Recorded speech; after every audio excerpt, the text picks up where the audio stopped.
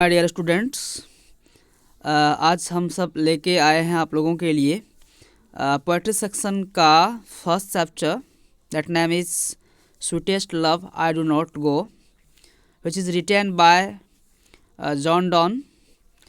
This poem is very very important for the board examination 2021.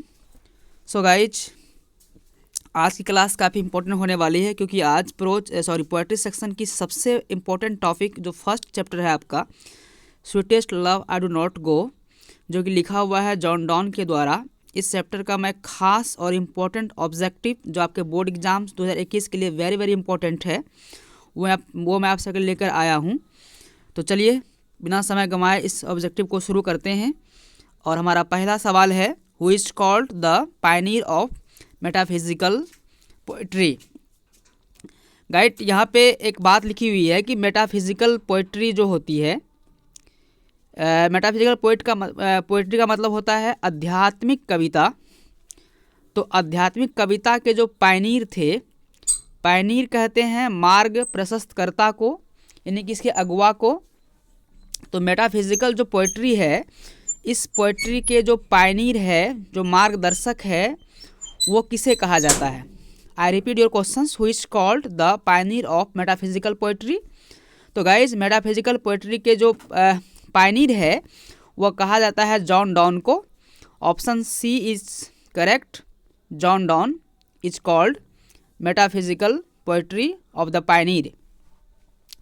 तो option C इनका right हो जाएगा 1 number का. मैं फिर से पढ़ दूँ क्वेश्चन को, who is called the pioneer of metaphysical poetry, मतलब मेटाफिजिकल पोइट्री के पायनियर किसे कहा जाता है, तो जॉन डॉन को कहा जाता है. ऑप्शन इसका जो है सी बिल्कुल आपका सही हो जाएगा. बढ़ते हैं सवाल नंबर 2 की ओर.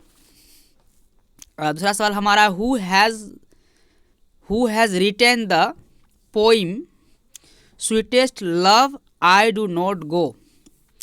मतलब sweetest love I do not go जो आपका पोइम है, ये जो आपका पोइम है sweetest love I do not go, इस पोइम को, मैंने इस कविता को किसने लिखा है. हु हैज़ रिटेन, किसने लिखा है the poem sweetest love I do not गो. जैसा कि मैंने पिक में डाल दिया है, ये जो आप पिक देख रहे हैं ये पिक जॉन डॉन का है, और जॉन डॉन ने ही sweetest love I do not go इस पोएम को लिखा है. यानी कि आपका जो ऑप्शन ए है बिल्कुल करेक्ट हो जाएगा. ए नंबर बिल्कुल आपका सही हो जाएगा. ओके, बढ़ते हैं सवाल नंबर 3 की ओर. तीसरा सवाल है, how many stanzas are there in sweetest love I do not go. Guys, जो आपकी जो एक कविता है, जो पोइम है आपका, जो पोइम है, ये जो आपका पोइम है sweetest love I do not go, इस पोइम में हाउ मैनी, कितने स्टेंजाज आर देयर इन. तो इस पोइम में कितने स्टेंजा है, तो मैंने इसको पिक्चर के द्वारा आप सबको समझाने का प्रयास किया है कि sweetest love I do not go इस पोइम में 5 स्टेंजा है. 1 2 3 4 5, यानी कि इसमें 5 स्टेंजा है आपका. Option B is right.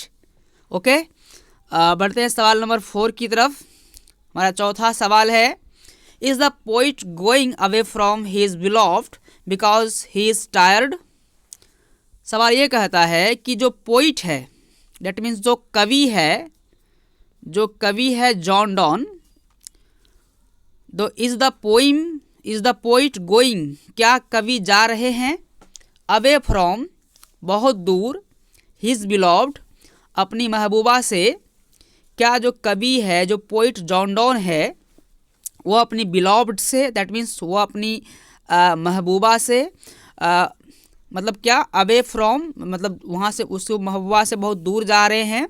Because, क्योंकि ही इज़ टायर्ड, वो थक गया है. तो क्या इसका आंसर होगा, नहीं, वो थका नहीं है. नो, इसका आंसर हो जाएगा नो, वो थका नहीं है. ऑप्शन बी इनका सही हो जाएगा. जो जॉन डॉन है वो अपनी बिलॉव्ड से, अपनी महबूबा से इसलिए दूर नहीं जा रहा है क्योंकि वो थक गया है, ऐसा कहना उचित नहीं है। Option B is the right. Okay, सवाल नंबर 5 हमारा, what does the poet use as a metaphor about his returning from the journey. मतलब जब कवि जो है, जो जॉन डॉन है, वह जब यात्रा में जा रहे हैं, मैंने बताया था कि कवि यात्रा में कहाँ जा रहे हैं, तो जर्मनी एक देश है, एक देश जर्मनी है, कवि जर्मनी की यात्रा में जा रहे हैं। तो यहाँ आपका सवाल है कि व्हाट डज द पोइट, क्या कवि जो है, जो जॉन डॉन है, use as a metaphor about his returning from the journey. एक शब्द है मेटाफोर, मैं आपको समझा दूँ। मेटाफोर वो होता है, मेटाफोर उसे कहते हैं जिसका हम तुलना करते हैं किसी भी चीज़ को अपने से, उसे मेटाफोर कहते हैं। तो कवि ने इस कविता में, I mean that sweetest love I do not go कविता में कवि ने अपनी तुलना मेटाफोर के रूप में किससे किया है, जिस वक्त वो जर्नी में जा रहे थे, मतलब वो यात्रा में जा रहे थे और अपनी बिलॉव्ड को, अपनी महबूबा को समझा रहे थे। तो अपना उदाहरण, अपना एग्जाम्पल कवि ने मेटाफोर के रूप में किनसे किया है? तो गाइज, इन्होंने अपनी तुलना सन से किया है। Option C is correct. कवि ने कहा है कि जिस तरह से सन जो है शाम में ढल जाता है और सुबह आ जाता है, क्योंकि सन के पास सेंस नहीं है, मेरे पास सेंस है, मैं तुम्हारे लिए आधी रास्ते से भी लौट के आ सकता हूँ। अर्थात इस कविता में कवि ने मेटाफोर के रूप में अपने लिए सन से कंपैरिजन किया है। Option C is the correct. Okay, सवाल 6 हमारा है, which type of lovers never part away. किस तरह के जो लवर होते हैं, जो प्रेमिका होते हैं, वो कभी जुदा नहीं होते। सवाल नंबर 6 बहुत इंटरेस्टिंग आपके लिए होगा। Which type of lovers never part away. Which type of lovers, किस तरह के जो प्रेमिका होते हैं, किस तरह के जो प्रेमी होते हैं, नेवर पार्ट अवे, कभी एक दूसरे से अलग नहीं होते, कभी जुदा नहीं होते। तो ऑप्शन आपका ए में है रोमांटिक लवर्स, बिल्कुल नहीं, गलत हो जाएगा option A. Noble lover, noble love कहते हैं जो प्यार कुछ दिन के लिए रहता है, बिल्कुल नहीं। True lover, yes, right answer आपका सी हो जाएगा। सच्चा प्रेमी जो होता है, सच्चा जो प्रेमी होता है, वह कभी भी अपने लवर से क्या नहीं होता, नेवर पार्ट अवे, जुदा नहीं होता। Option C is the correct. Okay, सवाल नंबर 7 हमारा है, what are the things that the sun does not have. कौन सी चीज़ें सूर्य के पास नहीं होती, मैंने सूर्य के पास कौन सी चीज़ें, what are the things that the sun does not have, कौन सी चीज़ें सूर्य के पास नहीं होती। मैं आपको बता दूं कि सूर्य के पास क्या नहीं होती। आप चारों ऑप्शन को देखो। ऑप्शन ए में है एबिलिटी एंड विश, योग्यता और इच्छाएं। ऑप्शन बी में है सेंस एंड लव, मतलब सेंस और लव, यानी कि उनके पास जो है वो सेंस नहीं होता, सोचने की ताकत नहीं होता, प्यार नहीं होता। सी में है सेंस एंड डिज़ायर, उनके पास जो है सोचने की ताकत और डिज़ायर, इच्छा नहीं होता। डी में है क्रेडिट एंड विट। तो इन चारों ऑब्जेक्टिव के ऑप्शन को देखने के बाद आपका आंसर हो जाएगा सी करेक्ट। सन के पास क्या नहीं होता, सेंस एंड डिज़ायर। डिज़ायर कहते हैं इच्छा को। सूरज के पास जो है ना ही सेंस होता है और ना ही डिज़ायर होता है। अब देखो, चूँकि सन जो होता है, अगर उसके पास डिज़ायर होता तो वो अपने मर्जी से कुछ कर सकता था। अगर सन के पास सेंस होता तो वो अपने मर्जी से कुछ कर सकता था। तो हम कह सकते हैं कि जो सन है, sun have no sense and desire. Option C is the correct. Okay, बढ़ते हैं सवाल नंबर 8 की ओर। हमारा 8वां सवाल है, what does hyperbole mainly deal with. What does hyperbole mainly deal with. ये क्वेश्चन काफ़ी टॉप लेवल का है। 8वां सवाल आपका कि भाई साहब ये जो हाइपरबोल वर्ड आप देख रहे हो, ये हाइपरबोल जो वर्ड आप देख रहे हो, ये हाइपरबोल शब्द का जो मेन में अर्थ होता है, ये क्या होता है कि हाइपरबोल क्या है। Under statement. अंडर स्टेटमेंट का मतलब क्या होता है, पहले आप चारों ऑप्शन का मतलब को समझ लो। अंडर स्टेटमेंट का मतलब होता है किसी भी बात को हल्के में कहना। ओके, यानी कि जैसे मालूम मैं बता दूं एक बार कि एक बार कोई वैज्ञानिक था, वो चंद्रमा की टूर में गया था और उनके जहाज़ क्रैश हो गया था और नीचे वो गिर गया था। फिर उस व्यक्ति को मीडिया वाले ने पूछा कि कैसे कैसे आपका जहाज़ क्रैक हुआ था, जहाज़ में क्या प्रॉब्लम आ गया था। उन्होंने कहा हो गई, थोड़ा सा प्रॉब्लम हो गया था। मैंने इस बात को इतना हल्के में कहा जैसे मानो उसके साथ कुछ हुआ ही नहीं, बल्कि उनका जहाज़ क्रैश हुआ था, मगर इस बात को उन्होंने अंडर स्टेटमेंट करके कह दिया। तो आप सभी अंडर स्टेटमेंट का मतलब समझ गए होंगे। बी में है एग्जाजिरेशन। एग्जाजिरेशन का मतलब होता है कि किसी भी बात को बढ़ा चढ़ा के कहना।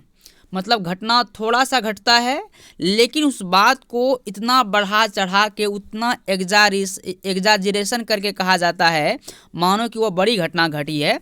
यानी कि हाइपरबोल का मतलब ही होता है एग्जाजिरेशन, मतलब किसी भी छोटी बात को बड़ा चढ़ा के कहना, that is called exaggeration. Option B is the right. बात करें ऑप्शन सी का तो इनोवेशन का मतलब होता है नई खोज, नई परिवर्तन। ये तो बिल्कुल नहीं होगा हाइपर का मतलब। और डी में है आपका सरकैज्म। सरकैज्म कहते हैं तुम व्यंग करना, कटाक्ष करना, किसी की बात को बीच में कट कर देना या किसी के ऊपर कड़वी बातें कहना, दैट इज कॉल्ड व्यंग करना, कटाक्ष करना, सरकैम्स। तो आपने चारों ऑप्शन का हिंदी अर्थ को समझा। तो हाइपरबोल जो शब्द है आपका, इसका सही मतलब होता है एग्जाजिरेशन, मतलब किसी भी बात को बढ़ा चढ़ा करके कहना। ओके, सवाल नंबर 9 हमारा, who can't at another our when God Fortune fall. बहुत इंपॉर्टेंट सवाल है आपका कि कौन जो है दूसरे समय को, है ना, मतलब अपने पास नहीं कर सकता। कौन जो है वो दूसरे समय को वो जो है अपने किस्मत के लिए नहीं यूज कर सकता। बिलॉव्ड महबूबा, लवर प्रेमिका, पोइट कवि, मैन आदमी। इंसान जो है वो बीते वक्त को फिर से वापस नहीं ला सकता। ऑप्शन नंबर 9 का आंसर होगा D is the correct. Okay, बढ़ते हैं सवाल नंबर 10 की ओर। The sun has no half. Guys मैं बता दूं यहाँ पर हाफ जो लिखा हुआ है, ये हाफ का मतलब होता है जीवन साथी। ये HALFE है। हाफ मतलब होता है जीवन साथी। वो हाफ नहीं है आधा, वो हाफ का मीनिंग होता है HALF। ये हाफ मतलब होता है आधा, ये हाफ नहीं होगा। यहाँ पे लिखा हुआ HALFE हाफ, फिर से मैं लिख दूं HALFE हाफ मतलब होता है, ये हाफ वर्ड जो देख रहे हैं, ये हाफ का मतलब होता है जीवन साथी। तो कहता है the sun has no half, मतलब सूरज जो होता है उनको जीवन साथी नहीं होता, but the dot dot has, लेकिन किसको होता है। सवाल बहुत इंटरेस्टिंग है। The sun has no half, सूरज के पास जीवन साथी नहीं होता, but the dot dot has, लेकिन किसके पास होता है। तो भाई साहब मानते हैं कि सूरज के पास जीवन साथी नहीं होता, लेकिन कवि कहते हैं कि मेरे पास मेरा बिलॉव्ड है, मेरा महबूबा है, मेरा जीवन साथी है। Option A is the correct. Okay, A is the correct. सवाल नंबर 11 हमारा, the speaker's blood decay when the beloved. इस कविता के जो कवि है जॉन डॉन, वो अपने बिलॉव्ड से मतलब वो अपने महबूबा से, महबूबा का नाम क्या है मैंने बताया था आपको, एन मोर जो है ये जॉन डॉन के पत्नी का नाम है, जॉन डॉन के लवर्स का नाम है, जॉन डॉन के बिलॉव्ड का नाम महबूबा का नाम है। ये बिलॉव्ड मीन होता है महबूबा। तो जॉन डॉन के जो बिलॉव्ड है, जो sweetest love I do not go, इस पोइम के जो राइटर जॉन डॉन है, तो जॉन डॉन के जो महबूबा है, जॉन डॉन के जो बिलॉव्ड है, जिसका नाम मैंने आपको बता के रखा हुआ है कि एन मोर है। तो एन मोर जो है क्या करती है, एन मोर क्या करती है जब स्पीकर, मतलब होता है यहाँ पे, स्पीकर का मतलब यहाँ पे होगा कवि जो जॉन डॉन है, वो खुद को स्पीकर कहता है, वक्ता कहता है। तो द स्पीकर्स ब्लड डीके, जो कवि का जो ब्लड है वो डीके हो जाता है, मतलब क्षय हो जाता है, खून खौल जाता है, ब्लड खौलने लगता है, खून नष्ट होने लगता है। व्हेन द बिलॉव्ड, जब उसकी महबूबा क्या करती है, डॉट डॉट डॉट क्या करती है, सॉब, सिसकती है, सॉप मीन्स सिसकती है, वीप रोती है, साई कराहती है, और लेमेंट मातम करती है। तो गाइस इसका आंसर हो जाएगा ए। जब उसकी महबूबा सॉब करती है मतलब सिसकती है, तो स्पीकर जो है, जो राइटर है जॉन डॉन साहब, उसका ब्लड जो है डिके हो जाता है, क्षय हो जाता है। Option A is the correct. Okay, सवाल नंबर 12 हमारा है, the speaker soul go away when the beloved. फिर यहाँ सवाल आया है कि जो स्पीकर है जॉन डॉन साहब, जो राइटर है इस चैप्टर के, इस कविता के, उनका आत्मा, उनका सोल मीन्स होता है आत्मा, SOUL, सोल मीन्स आत्मा। तो राइटर का जो आत्मा है गो अवे, बहुत दूर चला जाता है, भटकने लगता है, कांपने लगता है। द बिलॉव्ड, जब उसकी महबूबा क्या करती है, डॉट डॉट डॉट क्या करती है, साई, मैंने कहा साई मीन्स कराहती है, रिपेंट पछताती है, चीट उनसे धोखा करती है, डी में है वीप जब वो रोती है। गाइस इसका आंसर हो जाएगा साई, SIGS, साई। जब उसकी महबूबा क्या करती है, साई करती है, दैट मीन्स उसकी महबूबा जब कराहती है। Option A is the correct, Sai. Okay, सवाल 13 हमारा, has the poet found another lady. क्या कवि को कोई दूसरा औरत मिल गया? क्या कवि जो है वो दूसरे औरत के चलते अपने बिलॉव्ड महबूबा को छोड़ के जर्मनी टूर में जा रहा है? Has the poet found another lady? No. मैंने इसका आंसर पिक में डाल दिया है, देखो NO, नो। कवि को कोई दूसरा लेडी नहीं मिला है ताकि वो अपने महबूबा को छोड़ के जर्मनी जा रहा है, बल्कि वो इस बात को ये देखना चाहता है कि कोई व्यक्ति किसी से कितना देर जुदा रह सकता है, इस बात का वो अभ्यास कर रहा है। इसलिए वो कवि जो है कहता है कि मैं ये मत सोचना तुम कि मैं तुमको छोड़ के इसलिए जा रहा हूँ कि मैं तुमसे थक गया हूँ, टायर्ड हो गया हूँ, बल्कि मैं इसलिए जा रहा हूँ क्योंकि हर व्यक्ति को एक ना एक दिन जो है इस दुनिया से जाना ही है, मैं कोशिश कर रहा हूँ। ओके, ऑप्शन इसका हो जाएगा बी, करेक्ट। सवाल नंबर 14, who is the beloved in the poem. मतलब कौन महबूबा है इस कविता में, बिलॉव्ड कौन है? जो कवि हैं जॉन डॉन, उनके बिलॉव्ड का नाम क्या है? देखो मैंने तस्वीर डाल दिया है, ये तस्वीर जो है एनमोर की है, और ये एनमोर जो है ना, ये जॉन डॉन की बिलॉव्ड है, महबूबा है। Option A is the correct. Okay, A is the correct. सवाल नंबर 15 एंड सेकंड लास्ट सवाल, John Donne is well non for dot dot dot. John Donne किस चीज़ के लिए प्रसिद्ध है? John Donne is well non for dot dot dot. John Donne जो है किस चीज़ के लिए प्रसिद्ध है? तो जॉन डॉन जो है सॉन्ग्स एंड सोनेट्स के लिए फेमस है। जॉन डॉन जो है सॉन्ग्स एंड सोनेट्स के लिए फेमस है। Option A is the correct, John Donne is well non for songs and sonnets. Option A बिल्कुल आपका सही हो जाएगा। मैंने यहाँ पिक बना के यहाँ पिक्टोरियल वे में इसका आंसर को डील किया है। नंबर 15 का आंसर ए हो जाएगा। लास्ट सवाल बढ़ते हैं नंबर 16 की ओर। Who of the following poet was sent to prison for secretly marrying his patron's wife. ये क्वेश्चन ये कह रहा है कि जो कवि जॉन डॉन थे, तो जॉन डॉन को जिसने अपने यहाँ रहने का क्या दिया, मतलब जो जॉन डॉन के पैटर्न्स थे, मतलब जो जॉन डॉन के पैटर्न्स थे, मैंने आश्रयदाता जो जॉन डॉन को अपने यहाँ रहने का जगह दिया, तो जॉन डॉन जो है who of the following poet was sent to prison, मतलब जो है कौन से कवि को जो है कौन सा कवि ऐसा हुआ जो जिस आश्रयदाता के यहाँ, जिस पैटर्न के यहाँ रहते थे, जो उन्हीं के जो भतीजी थी, जो नीस थी, NIEC, नीस भतीजी होता है, जो नीस थी, उनसे जो क्या कर लिया, सीक्रेटली मैरिंग कर लिया, मतलब चुपके से शादी कर लिया। इस वजह से जॉन डॉन को प्रिजन मतलब जेल जाना पड़ा। वो कवि का नाम क्या था? तो जॉन डॉन था। जॉन डॉन ने ऐसा किया था। ऑप्शन डी इसका सही हो जाएगा। जॉन डॉन ने क्या किया, अपने पैटर्न्स जो जिनके यहाँ जॉन डॉन रहता था, उनकी भतीजी से चुपके शादी कर लिया था। इस वजह से जॉन डॉन को कुछ दिन के लिए प्रिजन मतलब जेल जाना पड़ा था। ओके गाइज, इस तरह से मैंने आपके इस चैप्टर के टोटल 16 ऑब्जेक्टिव कंप्लीट करा दिया और मुझे विश्वास है कि ये 16 ऑब्जेक्टिव आपको अच्छा समझ में आ गया होगा। मिलेंगे इसी चैप्टर का ऑब्जेक्टिव पार्ट 2 लेकर के, जो आपके एग्जाम के लिए बहुत महत्वपूर्ण होगा। धन्यवाद, टेक केयर, ओके।